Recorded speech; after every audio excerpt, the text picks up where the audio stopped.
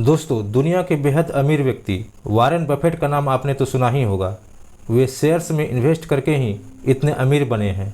लेकिन इन सब के पीछे हाथ था बेंजामिन ग्राहम के द्वारा लिखी गई किताब द इंटेलिजेंट इन्वेस्टर का, जो वॉरेन बफेट ने अच्छे से पढ़ी थी। आज की इस वीडियो में हम आपको इसी किताब की बुक समरी बताने वाले हैं। तो चलिए वीडियो को शुरू करते हैं। Lesson number 1, the history of the stock market. दोस्तों, स्टॉक में इन्वेस्ट करने से पहले आपको मार्केट की हिस्ट्री का पता होना चाहिए। यह भी पता होना चाहिए कि किस शेयर ने पास्ट में कैसा परफॉर्म किया था। इससे आपको उस शेयर की चाल समझ आएगी और आप उसमें धोखा नहीं खाएंगे। जैसे आपको पता होगा कि 2008 में मार्केट क्रैश कर गया था, लेकिन जिन लोगों ने उस समय इन्वेस्ट किया था वो करोड़पति बन गए थे, क्योंकि उन्होंने शेयर बहुत कम दामों पर खरीदे थे। ऐसे ही 2019 में कोरोना की वजह से मार्केट क्रैश कर गया था। वह समय भी इन्वेस्ट करने के लिए अच्छा था। कुछ लोगों को नुकसान भी हुआ था, लेकिन अगर वे एवरेज कर लेते, यानी उन्हीं शेयर्स को कम दामों पर खरीद लेते, तो उनका नुकसान फ़ायदे में बदल जाता। तो इस तरह शेयर मार्केट हिस्ट्री हमें बताती है कि मार्केट कभी न कभी बुरी तरह से क्रैश करता है। उस समय हमें फ़ायदा उठाना चाहिए, ना कि पैनिक करना चाहिए। ऐसे ही किसी कंपनी की हिस्ट्री भी आपको फ़ायदा पहुंचा सकती है। जैसे रिलायंस की हिस्ट्री सबको पता है, कैसे टेक्सटाइल से शुरू होकर वे रिटेल, पेट्रोलियम, टेलीकॉम तक आए और उनके इन्वेस्टर्स को बहुत ज़्यादा फ़ायदा हुआ। इसलिए हिस्टोरिकल इवेंट्स पर नज़र रखें। Lesson number 2, beware of inflation. दोस्तों, समय के साथ आपकी दौलत की वैल्यू कम होती जाती है। जैसे 2000 में मिलने वाले 10,000 और आज के 40,000 बराबर है। मतलब आज आपके 10,000 उस टाइम के मुकाबले 2500 की वैल्यू पर आ गए हैं। ऐसा इन्फ्लेशन यानी महंगाई दर के बढ़ने के कारण होता है। अगर आपकी सैलरी 2% बढ़ जाए तो आप खुश हो जाते हैं, लेकिन अगर इन्फ्लेशन भी 4% बढ़ जाए तो वास्तव में आपको 2% का नुकसान ही होगा। इसलिए अगर आप पैसा घर पर या बैंक में रखते हैं तो वह समय के साथ ग्रो नहीं करेगा, लेकिन अगर उसे इन्वेस्ट करेंगे तो वह कई गुना बढ़ेगा। जैसे अगर आपने 10 साल पहले 1 लाख का ज़मीन का प्लॉट लिया होगा, तो 10 साल बाद वह 10 लाख का हो सकता है। लेकिन वही 1 लाख घर पर रखोगे तो वह 1 लाख ही रहेगा। बैंक में भी थोड़ा सा ही ब्याज मिलेगा। Lesson number 3, stocks overcome inflation partially. दोस्तों, इन्फ्लेशन को सबसे ज़्यादा बीट शेयर्स करते हैं और कई गुना रिटर्न देते हैं। लेकिन इन्वेस्ट करने से पहले शेयर मार्केट के बारे में उचित ज्ञान हासिल करना ज़रूरी है। थोड़ी इन्फ्लेशन बढ़ना फ़ायदेमंद होता है, क्योंकि इससे कंपनीज भी अपने रेट्स बढ़ाती है और शेयर का प्राइस ऊपर चला जाता है। लेकिन बहुत ज़्यादा इन्फ्लेशन नुकसानदायक है, क्योंकि इससे महंगाई भी बढ़ जाती है और कंज्यूमर सामान नहीं खरीदते हैं। इससे कंपनी को घाटा होता है और शेयर का प्राइस नीचे चले जाता है।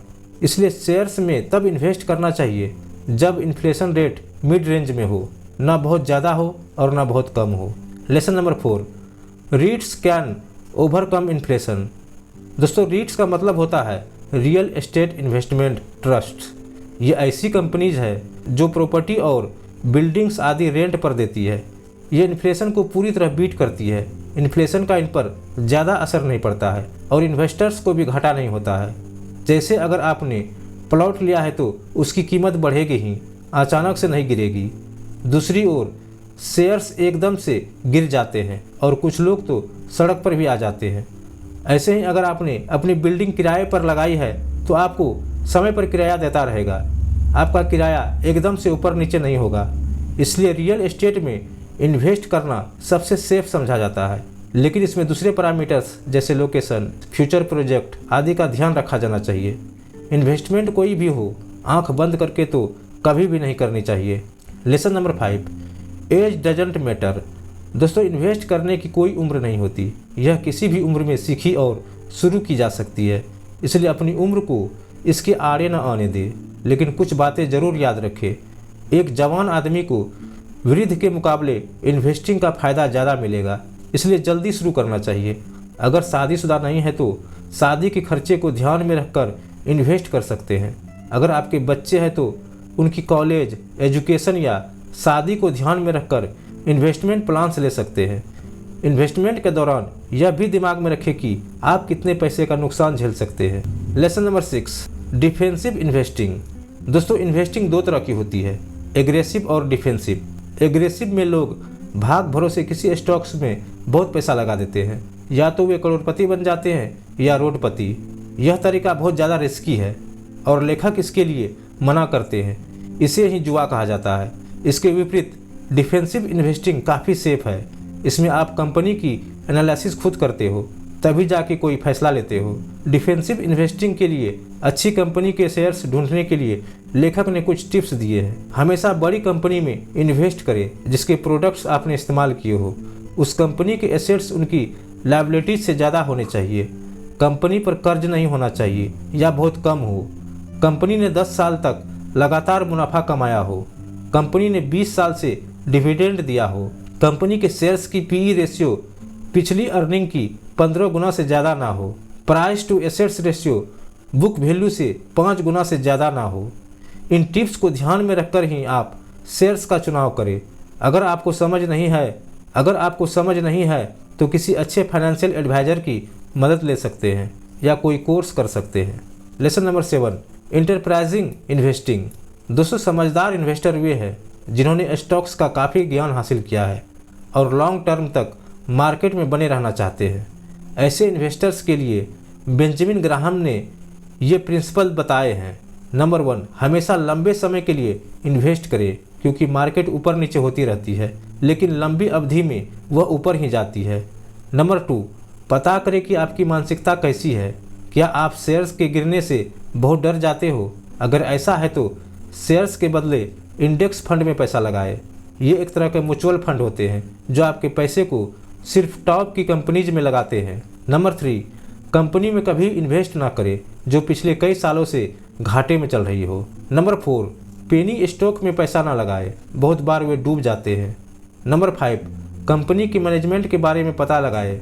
अच्छी मैनेजमेंट कंपनी को बहुत आगे ले जाती है और आपको प्रॉफिट होता है। नंबर 6, फेक और पेड न्यूज से सावधान रहे। नंबर 7, एक्सपर्ट्स पर भी आंख बंद करके भरोसा ना करें क्योंकि ये आपका पैसा है, इसलिए आप डिसीजन खुद ले। Lesson number 8, how to invest in stocks. दोस्तों, बेंजामिन ग्राहम ने स्टॉक्स में इन्वेस्ट करने के और भी कई टिप्स दिए हैं, जिसमें नंबर 1 है, कभी भी डे ट्रेडिंग ना करें, यह बहुत रिस्की है और जुए की तरह है। नंबर 2, सब आईपीओ में इन्वेस्ट ना करें, वे बहुत हाई प्राइस पर मिलते हैं, कुछ ही आईपीओ आपको लाभ देते हैं। नंबर 3, बहुत बड़ी कंपनी धीरे धीरे ग्रो करती है, इसलिए ऐसी कंपनी में कभी पैसे ना लगाएं जिसकी पीई रेशियो 25 से ज़्यादा है। नंबर 4, गिरते हुए मार्केट में अच्छे शेयर खरीदें। नंबर 5, कभी भी गिरते चाकू को ना पकड़े, मतलब जो कंपनी डूब रही है उसमें पैसे न लगाए, बेशक उसका शेयर कितना भी सस्ता मिल रहा हो, हाथ कट जाएंगे। नंबर 6, अगर कोई बड़ी कंपनी एक नई कंपनी लगाती है तो उसके शेयर्स जल्दी खरीद ले। जैसे अगर इलॉन मस्क कोई ना कोई कंपनी शुरू करे तो उससे सबसे पहले खरीद लेंगे। नंबर 7, जिस कंपनी में स्कैम्स हुए हो उसके शेयर्स ना खरीदे। Lesson number 9, evidence based investing. दोस्तों, आपकी इन्वेस्टिंग एविडेंस पर बेस्ड होनी चाहिए, न कि तुक्के या गेस वर्क पर। कुछ लोग दूसरों की देखा देखी पैसे लगा देते हैं और फिर इंतजार करते रहते हैं। उन्हें यह भी पता नहीं होता है कि उन्होंने 1 साल में शेयर्स से कितना रिटर्न कमाया है। इसलिए प्रॉपर एनालिसिस करें, ऐसा ना हो कि कमाने के बजाय आप गंवा रहे हो। जब आपके पोर्टफोलियो में बहुत से शेयर्स होते हैं तो उनमें कुछ लॉस में होते हैं और कुछ प्रॉफिट में।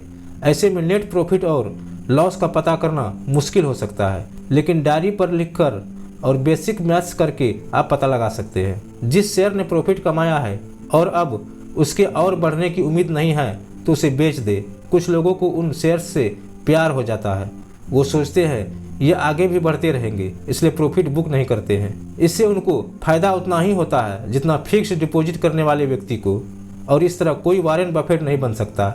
इसलिए टेक्निक को प्रॉपरली समझे। Lesson number 10, market volatility is useful. दोस्तों, जब मार्केट बहुत ऊपर नीचे होती रहती है उसे वॉलेटिलिटी कहते हैं। बहुत से लोग इससे डर जाते हैं। एक दिन शेयर प्राइस ऊपर जाता है और कुछ दिन बाद नीचे आ जाता है। कुछ लोगों को इससे पैनिक होती है। जब शेयर्स प्राइस गिरता है तो वो उसे डर के मारे बेचने लगते हैं, उससे उन्हें काफ़ी नुकसान होता है। इसलिए कभी भी पैनिक में शेयर ना बेचें। जब शेयर प्राइस नीचे हो तो उसे खरीदे और जब ऊपर चला जाए तो ही बेचे। इस तरह से आप वोलेटाइल मार्केट में भी पैसा बना लेते हैं। Lesson number 11, beware of financial advisor. दोस्तों सबसे पहले तो फाइनेंशियल एडवाइज़र पर डिपेंड नहीं होना चाहिए, वे बहुत ज़्यादा ब्रोकरेज या फीस लेते हैं। फाइनेंशियल एडवाइज़र तभी ले अगर आपको बहुत लॉस हुआ हो, अगर आपका पोर्टफोलियो बहुत ही बड़ा हो, अगर आप रिटायर हुए हो। इसके अलावा कुछ फेक एडवाइज़र भी होते हैं, उनके झांसे में ना आए। Number 12, security analysis. दोस्तों किसी भी कंपनी में इन्वेस्ट करने से पहले उसका सिक्योरिटी एनालिसिस ज़रूर कर ले, लेकिन यह आम इंसान के वश के बाहर है। इसमें बेसिक एल्जेब्रा का यूज होता है जो फाइनेंशियल एक्सपर्ट्स ही कर सकता है, लेकिन इसके अलावा यह बेसिक चीज़ें भी देख ले। कंपनी की फ्यूचर प्रोस्पेक्ट्स देख ले, कंपनी की मैनेजमेंट में कौन कौन है, उनका एक्सपीरियंस क्या है, कंपनी का फाइनेंस का स्ट्रक्चर क्या है, डिविडेंड रिकॉर्ड कैसा है, डिविडेंड रेट कितना है। Lesson number 13, the margin of safety. दोस्तों जब भी किसी कंपनी का शेयर्स खरीदे तो मार्जिन का ध्यान रखें। शेयर्स को ट्रू वैल्यू के 50% नीचे होने पर ही खरीदे। अगर कोई शेयर आज भाग रहा है तो आंख बंद कर उसमें ना घुस जाए, बल्कि उसके नीचे आने का इंतजार करे। इस तकनीक से आप काफ़ी प्रॉफिट कमा लेंगे। तो दोस्तों यदि आप इस किताब को खरीदना चाहते हैं तो इसका लिंक डिस्क्रिप्शन में है, आप वहां से जाके खरीद सकते हैं। तो दोस्तों ये था the intelligent investor book summary. Video पसंद आया तो वीडियो को ज़्यादा से ज़्यादा शेयर करें, वीडियो को लाइक करें, साथ ही हमारे चैनल को सब्सक्राइब जरूर करें। फिर मिलते हैं एक नए वीडियो के साथ।